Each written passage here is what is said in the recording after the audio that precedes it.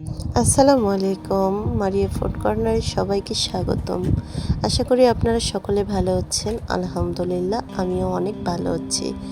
আজকে আবারও একটি রেসিপি নিয়ে চলে আসলাম। আজকে হাতে মাখা এমন একটি রেসিপি যা খেতে দুর্দান্ত স্বাদের হয়ে থাকে।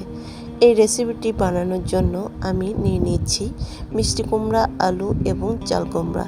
এগুলো আমি সুন্দর করে কেটে ধুয়ে নিয়ে এসেছি। এই যে কড়াইয়ে দিয়ে দিচ্ছি। এই সবজিটা খেতে এতটাই মজার হয়ে থাকে যা বলে বোঝাতে পারবো না। আপনারা অবশ্যই বাসায় ট্রাই করবেন। যারা লাইক দিতে ভুলে গিয়েছেন অবশ্যই লাইক দিয়ে সঙ্গে থাকবেন। পুরো ভিডিওটি স্কিপ না করে পুরো ভিডিওটি দেখবেন। আর ভিডিওটি শেয়ার করতে ভুলবেন না। যারা ভিডিওটি দেখছেন আপনি দেখবেন এবং অন্যকে দেখার সুযোগ করে দিবেন। এই সবজিগুলোর মধ্যে সব কিছু মশলা অ্যাড করে দিয়েছি। এখন সুন্দর করে নেড়ে চেড়ে কষিয়ে নেব। সবজিগুলো পানি ছাড়বে, এই জন্য আমি এখনই পানি দিচ্ছি না, একটু কষিয়ে নেওয়ার পর পানি দেব। সবজিটা খেতে অতিরিক্ত স্বাদ লাগে, এই স্বাদটা ভোলার মতো না। অবশ্যই বাসায় ট্রাই করে দেখবেন। আর যারা দেশ এবং দেশের বাহির থেকে দেখছেন অবশ্যই নতুন হলে চ্যানেলটি সাবস্ক্রাইব করে রাখবেন এবং যদি পুরনো হয়ে থাকেন তাহলে অসংখ্য ধন্যবাদ। এই যে সবজির মধ্যে আমি অ্যাড করে দিচ্ছি মাছ। রুই মাছ দিয়ে এই তরকারিটি রান্না করলে খুব মজার হয়ে থাকে। আমি এখানে নিয়ে নিয়েছি আগে থেকে কেটে বেছে রাখা রুই মাছ।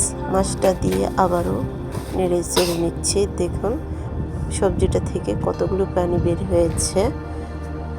আমি এখানে সুন্দর করে কষিয়ে নিচ্ছি, কিন্তু একবারে রান্না করার জন্য একটু পানি দিয়ে নিয়েছি। দেখুন অফ ক্যামেরায় পানি দিয়েছি, দেখানো হয়নি। এভাবে কষিয়ে কষিয়ে নেড়ে চেড়ে রান্না করে নেব। যখন পানিটা একটু কমিয়ে আসবে তখন এই রান্নাটা হওয়ার পথে আসবে। অবশ্যই বন্ধুরা, রান্নাটি যদি ভালো লেগে থাকে অবশ্যই কমেন্ট করতে ভুলবেন না। লাইক, কমেন্ট, শেয়ার দিয়ে সবসময় পাশে থাকবেন এবং ফুল ওয়াচ করে ভিডিওটি দেখবেন। কারণ আপনারা যদি ভালোবাসা না দেন তাহলে কিভাবে আমরা সামনের দিকে এগোতে পারবো।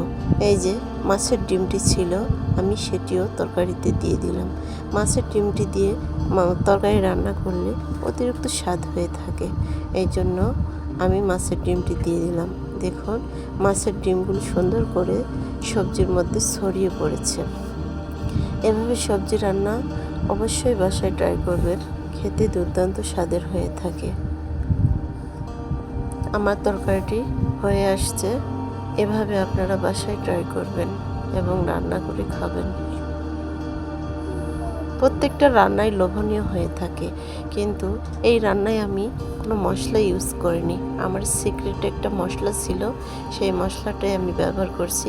দেখুন আমার তরকারি ফাইনাল লুকটা কত সুন্দর এসেছে। এভাবে রান্না করে পরিবারের সকলের মন জয় করে নেবেন। এখানেই শেষ করছি, আবারও দেখা হবে অন্য একটি ভিডিওতে। আসসালামু আলাইকুম ওয়া রাহমাতুল্লাহ। আল্লাহ হাফেজ।